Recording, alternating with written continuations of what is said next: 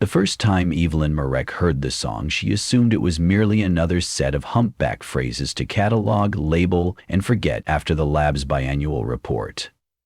She sat alone in the midnight blue glow of the research station's recording room, headphones clamped to her ears, spectrogram scrolling like a ribbon of luminous hieroglyphs across the screen.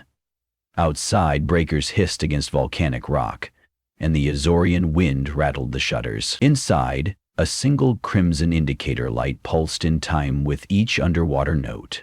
Humpbacks sang every winter off these islands, wooing prospective mates with theatrical flourishes of moans, squeals, and percussive pops. Evelyn had studied them for 11 years, long enough that their calls felt less like mysterious communications than the predictable stanzas of a Baroque madrigal. Still, the job never lost its quiet thrill. Every season offered an outside chance of novelty. That was why she accepted the midnight shift, why she nursed coffee laced with condensed milk at 2:00 a.m., why she kept the hydrophones open even when everyone else on the team had surrendered to sleep. Novelty arrived 7 minutes past 2. A trio of descending groans bent in perfect parallel on the screen, the sonic equivalent of 3 brushstrokes falling in concert. Then a silence measured, almost tense, before a flurry of chirrups ricocheted upward like coins tossed onto marble. Evelyn straightened. The phrasing felt deliberate, as though the whale knew precisely the effect it wanted. She replayed it, then slowed the file to half speed. The pattern returned: triplet descent, pause, fountain of chirps. On a hunch, she noted the time offsets, converting each interval to seconds and milliseconds. When she tabled the numbers, an odd symmetry emerged. 41.73, pause. 25.1, pause. 41.73, pause. Pause, pause, pause, pause, pause. 41.73, 41 and 73, 25 and 10. Coordinates? She lashed off the impulse. She had grown up in a nautical family. Her first mental language for numbers was latitude and longitude. Yet the idea lingered, tugging at her. Evelyn opened an online charting tool, typed in 41 and 43, N, 25, 10, W adjusting slightly because whale songs were hardly precise chronometers. The map zoomed to an expanse of North Atlantic nothingness.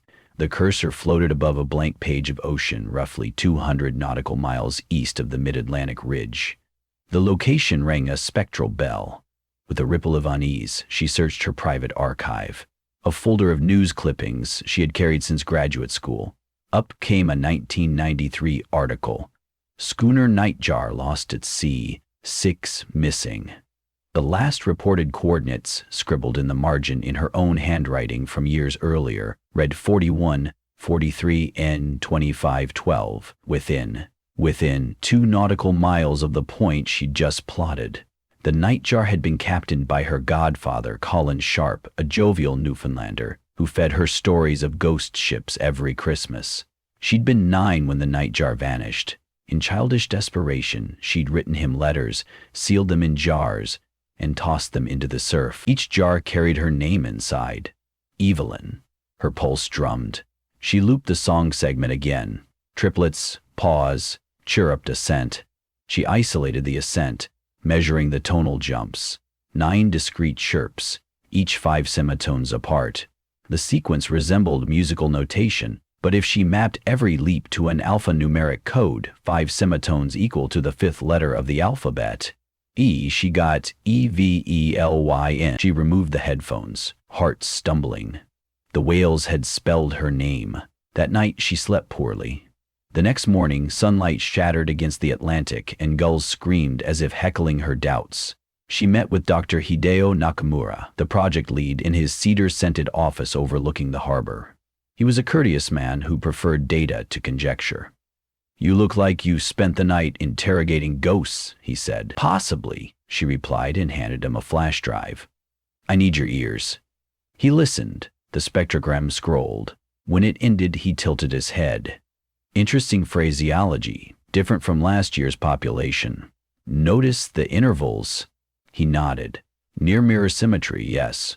What if they're numbers?" He removed the headphones. "We've chased that possibility before. Pattern pareidolia. Besides, whales have no concept of degrees longitude, but the coordinates matched the nightjar. Evelyn, then the frequency jumps correspond to my name. It spelled it Ehio. He folded his arms, a gesture that usually preceded gentle dissection. Coincidence, compounded by expectation bias. We each hear what we crave. Her cheeks burned with equal parts embarrassment and defiance. Then let's falsify it. Give me resources to record a live follow-up. I want to deploy a mobile hydrophone at those coordinates. He hesitated. Funding for an unscheduled cruise? Not possible. And personally, I doubt your implication the whales are transmitting missing sailor data. I'm not suggesting sapient whales. Maybe they're imitating a signal they heard. Remember the Soviet SOS to whale mimicry documented in the ADS? Sound travels. He stared at the gulls buffeting the window pane.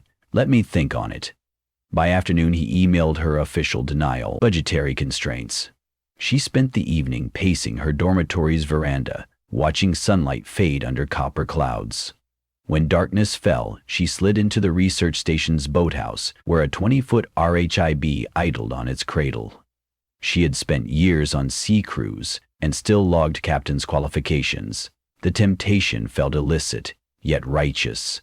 Science's fallen angel, martyr for the data. The decision crystallized when she saw the jar. It perched on the pine shelf where she stored weather gear, a glass cylinder corked with paraffin wax. Inside sat a decade-cellared letter in a child's blocky scrawl. Dear Uncle Colin, come back. Love, Evelyn. She had retrieved it from a beach cleanup in Nova Scotia 5 summers prior, proof that the sea sometimes returned its secrets. By dawn, she'd readied the Arhabic, extra fuel bladders, survival suits, an autonomous hydrophone array, satellite tracker, and enough dehydrated rations for a week. She left an apologetic note on Hideo's desk, punctuated by a conditional request for forgiveness. The 200-nautical-mile journey eastward began beneath a canopy of cobalt sky, the Atlantic unscrolled in rhythmic aortas of swell. Flying fish sparked beside the hull, sun glittered across the consoles. The engine droned, but our minds sang with equal parts terror and conviction. Night fell on the second day, and she drifted inside a gyre of stars. She deployed the first hydrophone tethered to a weather balloon so it could dangle 200 meters below the keel, where whale song traveled purest. Static filled her headphones, then the low volcanic rumble of Earth itself. After hours of nothing, she slumped into the pilot chair and slept. She dreamed of the nightjar drifting under auroras, her godfather alive, pouring rum into tin mugs while invisible whales circled like wardens of a prison made entirely of sound. At 3:14, the hydrophone woke her. The descending triplet she recognized at once, like a signature scrawled across black water. She scrambled to record. Again the triplet arrived. 41.73, 25.1, 41.73, precise as before. Then the chirrup descent, spaced so cleanly that each frequency plateau looked like stair steps on the spectrogram. 9 total. She scribbled, her hands shaking. EVELYNSTA. The 9th step hovered ambiguously between 440 and 445 hertz. Too muddy for confidence. She held her breath for clarification, but instead came a silence wide as a canyon.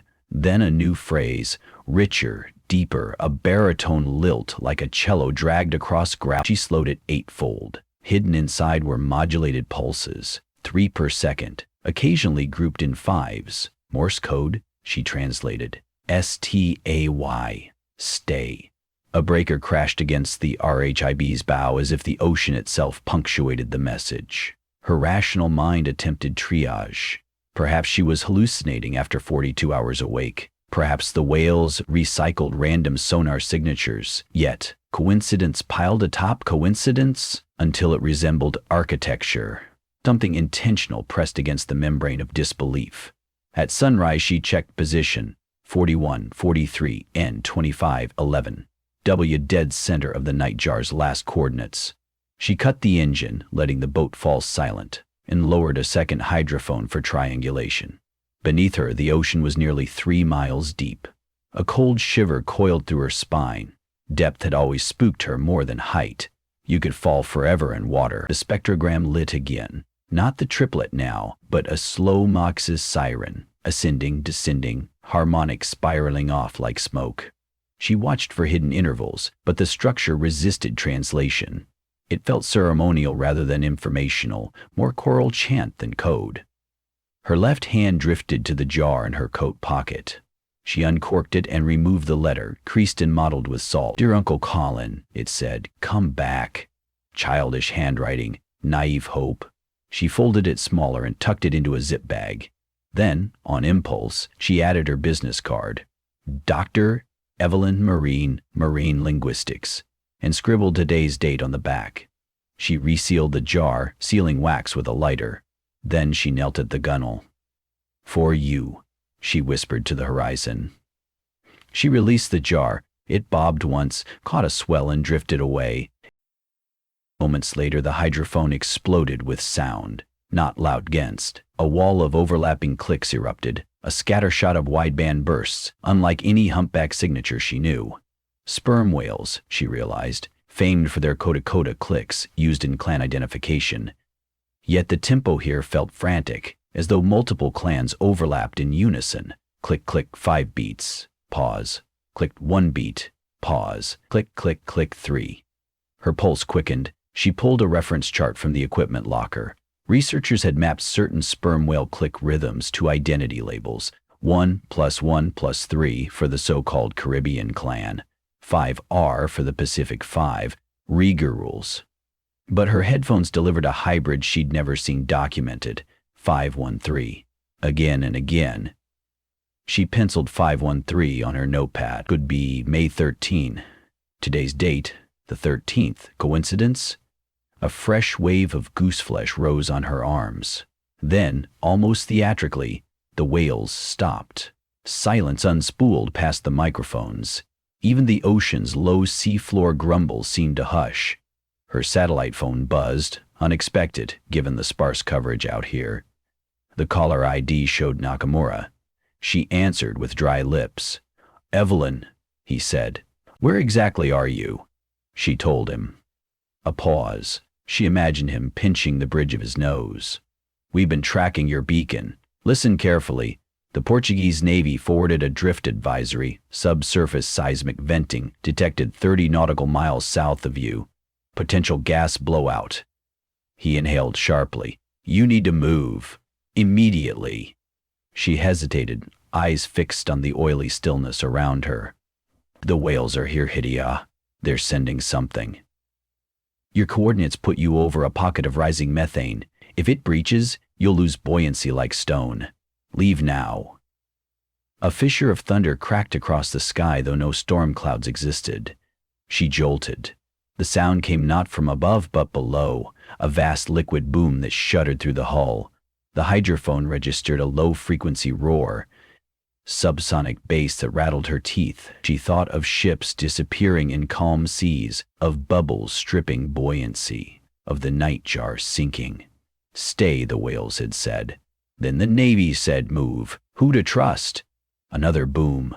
The RHIB listed subtly as the water beneath fizzed, hissing like soda. Eddies swirled around the vessel. Panic severed philosophical questions. She yanked the starter. The outboard coughed, caught, then sputtered as though starved for oxygen. Methane bubbles replaced water at the props. She knew the mechanics. She cursed and primed the fuel line. The engine failed. The hydrophone screamed, literal pain through her headphones. She ripped them off. On the spectrogram, a thick bar of noise saturated every frequency up to 30 meets. Something immense vocalized directly beneath her. Instinct overruled fear. She cut the tether, sacrificing the expensive hydrophone to the deep. The line zipped out of her grasp, swallowed. Then silence, unnatural, heavy. She grabbed the emergency oars and began rowing north, sweat mixing with spray. Every stroke felt pitiful against the 3-knot current. Her arms ached. Memories bled through. 9-year-old Evelyn watching search helicopters sweep the horizon for the nightjar. Her mother telling her to accept fate. She refused then and now. A shape surfaced 50 meters to starboard. A whale, dark as a monolith, its back ridged with scars. It rose in slow motion, exhaled a plume of mist, then submerged. Another surfaced port side, then a third, astern, corralling her. She stopped rowing. The water calmed, fizzing ceased. The whales drifted with her, guardians or wardens, she couldn't tell. Her satellite phone chirped again, but died at first button press. Battery exhausted. Hours passed. The sky blushed pink, then bled purple. The whales accompanied her still, guiding her unspoken. Finally, she saw a flicker on the horizon, the tall mast lights of a cargo carrier heading west. She flailed a distress flare. Flame burst, hissing rose-pink across twilight. Moments later, the carrier's foghorn answered. By midnight, she stood on the deck of the M/V Artemis, wrapped in a wool blanket, sipping ginger tea while the captain radioed authorities. In the distance, she spotted 3 whale blows, illuminated silver by moonlight. They lingered, then vanished beneath black water. Authorities helicoptered her back to the Azores by sunrise. Nakamura met her on the tarmac, equal parts relief and fury warring in his eyes. She saved him argument by handing over her recorder, the only physical record she still possessed. The hydrophone array sunk, but the deck mic survived. He accepted the device with reverence. 2 days later, they convened in the lab. He'd looped the files overnight, running spectral analyses through machine learning models. He looked up. Expression changed from skepticism to wonder.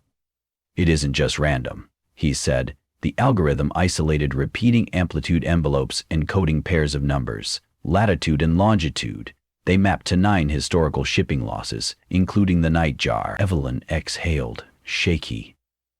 "And the name sequence?" He displayed a heat map of frequency jumps. "Not just your name, many names. Crew manifests, passenger lists. We think the whale's echo pings emitted by black box beacons, man-made signals that sank with the vessels. Over decades, they've sampled them, stitched them into song." A stunned silence settled between them until he added, "But why your name came through clearest, we can't say." She pictured the jar floating somewhere under alien constellations. Inside it, her letter, her name, sealed for the ocean to read. Could a whale have swallowed a previous jar and memorized the rusted note inside? Folly. Or maybe the Nightjar's emergency transponder repeated Evelyn as an identifier to register distress, a protocol she had forgotten into reports. Somehow whales had recorded and kept it alive, like monks preserving scripture, or 2 months blurred in peer review, skepticism, and eventual cautious validation. Journals clamored. Oceanographers proposed new conservation angles. Whales as living black box repositories. Meanwhile, families of long-lost sailors wrote her letters thanking her for hauling memories into daylight. The United Nations convened a task force to deploy passive listening arrays along migratory corridors, hoping to build a library of cetacean-curated shipwreck data. Evelyn found herself testifying before committees, explaining acoustical cryptography to diplomats. Yet recognition felt ancillary to the private resolution that arrived one autumn morning when a courier delivered a parcel postmarked Reykjavik. Inside lay a weather-squalled glass jar. The wax seal was cracked, the paper within stained yet legible. Her childhood scrawl. "Dear Uncle Colin, come back. Love, Evelyn." Behind it, on soggy cardstock, one more note written in shaky penmanship. "Alive till the end. Water came fast. If found, tell Evie I sang her name to the sea. Colin." Tears blurred the words. She imagined the Nightjar's crew huddled on a tilting deck, transponder broadcasting the captain's final message on repeat. Whales tracing the electric pulses like distant lightning and folding them into their epic songs. She carried the jar to the cliff overlooking the research station, salt wind whipping her hair. Far below, a pod of humpbacks breached, pectoral fins shining white as starlight. She closed her eyes and, amid their rolling thunder, thought she heard her name woven into the symphony, an echo traveling through decades, through lungs and larynxes not human but somehow kindred. Evelyn raised a hand in mute reply. The whales sang on, and in their cathedral of ocean, the past and present coalesced into something bordering eternity. Coordinates, names, melodies, all variations on one relentless refrain. Nothing spoken from the heart is ever truly lost.